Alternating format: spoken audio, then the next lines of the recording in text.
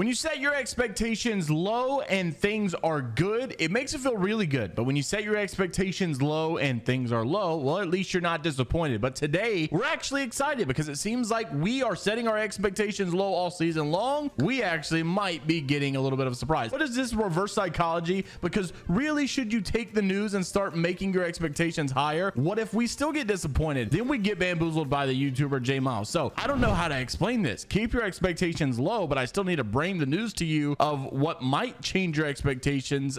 I don't know. This is getting confusing. Let's just go ahead and jump into this. A lot of news in today's video. Make sure to like, comment, and subscribe if you guys want to stay up to date all things Apex Legends news related. First thing I wanted to make mention, you guys were tagging me in all kind of stuff yesterday and also commenting below in yesterday's video. A lot of people were very frustrated with that new movement tech we talked about and how it's just not fair. And I totally agree with you. I actually shared that I felt like it was cheating as well. Someone had actually went on a Reddit thread like not longer after that video went live and saying, why doesn't Respawn do something about the scripts in CFG? And I really don't know. Like, I don't know why we have normalized like, oh, it's cheating if you move your gun model, like they banned that one guy for on Twitch, Moo Man, I think his name was. But yet, like, you know, you have these guys doing all this movement crazy stuff with CFGs and they don't seem to care. A lot of you also seem to appreciate the bit in yesterday's video regarding how frustrated Apex players are and with the skill-based matchmaking as well. Burno, another Apex YouTuber, had posted that the matchmaking is in such a bad spot. Obviously, everybody's been complaining about solo queue and how rough it is and how good the players are. It's not even fun. It's like ALGS. Well, this just goes to show you, this is a guy who's complaining about the SBMM. On the other side, he's complaining that he's getting too good of teammates and how it doesn't make sense. He said he was solo queuing, got a 17 kill win, and then the next game he gets a pro player on his team. We're 2 games in a row. While I shouldn't be getting level 10s on my team, he says, I usually do, I also shouldn't be getting the most insane players on my team either. I just don't understand the SBMM. Why in the world would the skill-based matchmaking think to put this triple pred badge Apex Pro on the same team of an Apex YouTuber with 110,000 Apex kills on Watson, a 4K, a 20 bomb, all this stuff? Like, make it make sense. The bad thing is these guys aren't even queuing together. Apex put them on the same team and then they're making them go against like level 10 Jimmies. With how bad the SBMM is, and then this guy showing a picture of like 8 people getting banned in his lobby at once, Apex is really in a bad spot right now, man. They've got to pull things together, and that's why we're talking about the good news in today's video. So our whole synopsis of this season, and I think most all seasons at this point, we've kind of trained ourselves very appropriately to expect very much of nothing from Respawn Entertainment, and actually it makes life a whole lot easier when you're not constantly getting disappointed. Crowdrindo had posted though that there was a lot of misinformation going around lately with Apex Legends news, so be careful of the videos that you watch on YouTube. That's why I'm grateful that we don't really declare anything that's happening over here. We just let you know what other people are declaring about what's supposed to happen. So why watch all those other guys that declare when you can just watch the guy who brings all the declarations from all the other guys and brings them into one video? And that way I never have to be wrong. I can just say, look at that guy, he lied. Anyways, a lot of people have been saying that basically there's not going to be an LTM mode coming out for this Fuse heirloom event, and a lot of people were upset about it because in their mind maybe they just thought like, okay, Shadow Royale's coming for the Halloween event, it's going to be recycled. Obviously we know that there is a chance that is true. Maybe it's not true. Maybe they bring a better mode. Maybe they bring back Shadowfall or something like that. I'm not sure, but a lot of people were worried that the Fuse heirloom event in the middle of all of this was going to have nothing at all. I'm not actually sure which Apex YouTuber was reporting this, but apparently this is where they were getting it from. Inside of the game files, a string known as not final next to this whole collection event for Fuse made it seem like, you know, that we're not getting you know, LTM apparently. And so these people started to report that. Crowdrindo came to say that doesn't necessarily mean that we're not getting an LTM at all. It's early unfinished version, so that's why you can see the text saying not final, but it doesn't mean that there's actually not an LTM there. He actually said more specifically, I'm expecting to see a town takeover and a new loot item, possibly a new grenade type of thing. There's also a chance that we could see cross progression like we got crossplay in the middle of season 6. That would be absolutely massive. Now, some people are wondering, what could this LTM mode actually be if it is an LTM mode? A lot of people are going back to this old Rumble feature that used to exist, and apparently at some point it got confirmed that it was supposed to be coming, and then the guy that confirmed that it was supposed to be coming in season 17, well, of course it never came in season 17, and that's why I don't declare anything. Once again, I just say this is what he said and it was wrong. So obviously take all of this with a grain of salt, but this old mode was supposed to be more of a solos mode. It's a little bit more of a random mode instead of like generic normal BR, like no abilities, no loadouts, everything is random, no rules. And so I don't really know if I love it, but I definitely love it more than like the generic BR, and it's definitely a big drastic change that I think would give a lot of people a nice breath of fresh air when it comes to Apex Legends. So very exciting stuff to see from Crowdrindo, that we actually might be getting a new LTM, or at least released a lot of fun in the middle of the season that we weren't expecting. I think a lot of people just kind of set their expectations so low with the season that honestly anything at this point just sounds very, very good. So good to see. We'll see what happens. Respawn also released an update yesterday, and you may have wondered what was this update actually for, but they did come out and confirm what it was. Caustic's prestige skin now shows his face during the finisher. Revenant can no longer take damage from his forged shadows with his own melee, but will take damage from his own ordnance. Challenges can be re-rolled in the lobby as well. Now, unfortunately, whenever they did release this update, wasn't very long, and then people started reporting massive issues with the servers. And I kid you not, it was massive.